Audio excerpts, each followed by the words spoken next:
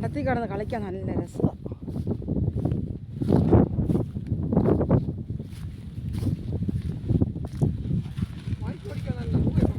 ബൈക്കല്ലേ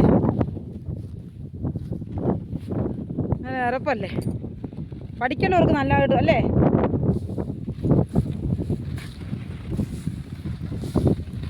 നിരന്ന് സൂപ്പറായിട്ട് കിടക്കും. അതുകൊണ്ട് വെള്ളം കയറിക്കഴിഞ്ഞാൽ പിന്നെ പണി കിട്ടും, ഇറങ്ങാൻ പറ്റത്തില്ല, അഴുക്കാവും, ചെളിയാവും. ഇപ്പം കണ്ടത്തിൽ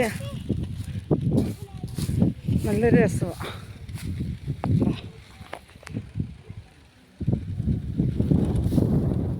എല്ലാം കച്ചിയാണ്.